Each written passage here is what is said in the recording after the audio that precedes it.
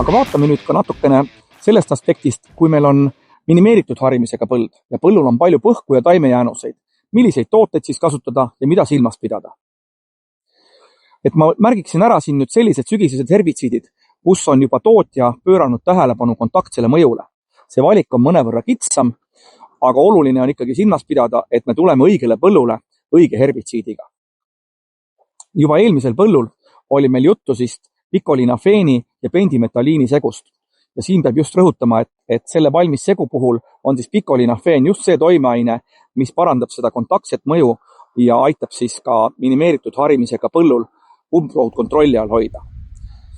Järgmise valikuna on sellest sügisest saadaval päris uus lahendus, kus kevadine tuntud toimeaine Florasulaam on saanud ka loa sügiseses kasutamiseks ja on valmis seguna müügil siis diflufenikaani ja Florasulaami segu. Ja erinevalt siis pendimetalliini ja picolinafeeni segust on sellel pritsimishaken ka pikem. Selle segu puhul on lubatud kuni võrsumiseni pritsida.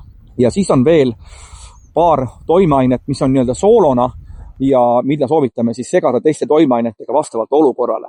Et päris vana lahendus on metüültribuneroon, mida on meile kõigile kevadisest kasutamisest tuntud ja võib-olla sulfuroon põhine toimeaine ja tegelikult on siis ta täna ühe kaubamärgi all lubatud sügisel kasutada. Soovitan siis tähelepanelik olla, et kuigi seda toimeainet pakutakse palju ka teiste etikettidega, siis vaadake registrist järele, et valite just selle etiketiga metüültribunerooni, millel on olemas sügisese kasutamise registreering. Ja selle puhul on siis tegu enamasti pulbriga, nii et kui te kasutate pulbrit, siis ärge unustage lisada ka kleepainet. Ja kuna tegu on siin ühe toimeainelise tootega, siis soovitaks ikkagi sinna lisada juurde segupartner.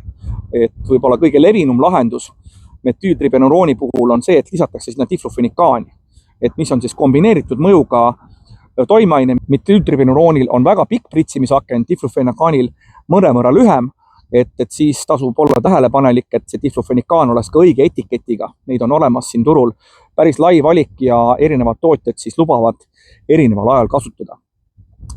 Ja odravarise tõrjeks talinisu, tritikaale ja rokipõldudel on siis Eestis lubatud selline toimeaine nagu propoksükarbasoonnaatrium. Et vaadake registrist järele ja tunnete selle toote kindlasti ära ja soovitan ka tegelikult ikkagi kasutada, kui te näete, et teil hakkab sügisel nendel põldudel odravaris muret tekitama, siis eriti just taliodra puhul. Kevadel on juba lahendusi märksa vähem ja tasub kindlasti sellega sügisel ära tegeleda. Aga väike nõuanne siia.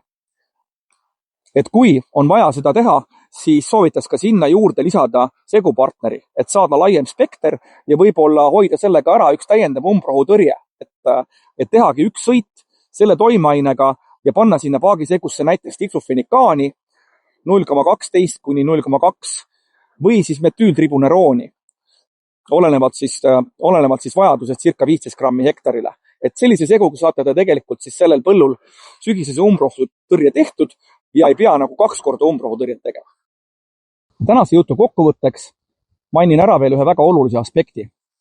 Et lugesime tänases videos üles hulgalised toimeaineid, mida kõike saab sügisel kasutada. Aga 2 neist kehtivad ka piirangud puhvervööndite näol.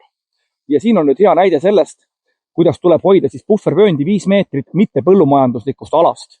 Ja just siin me praegu olemegi, et meie vaatevälja jääb siin metsaserv ja umbes 5 meetrit põlluservast ei tohiks siis taimekaitsevahendeid kasutada, juhul kui sellele taimekaitsevahenditele on kehtestatud puhvervöönd ja seda soovitan teil kindlasti alati jälgida siis taimekaitsevahendite registrist.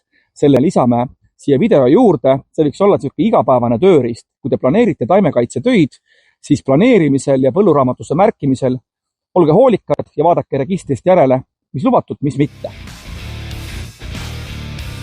Ja teine oluline link, mille me ka kindlasti video juurde lisame, on siis herbitsiidide toimeaine efektiivsustabel. Et sealt tasub kindlasti vaadata, milliseid umbrohtusid on teil vaja tõrjuda ja milline konkreetne toimeaine neid võiks tõrjuda. Valige siis välja, millist on teil plaanis kasutada ja vaadake sellest tabelist, kas ta ka tõrjub neid umbrohtusid, mis teile muret teevad.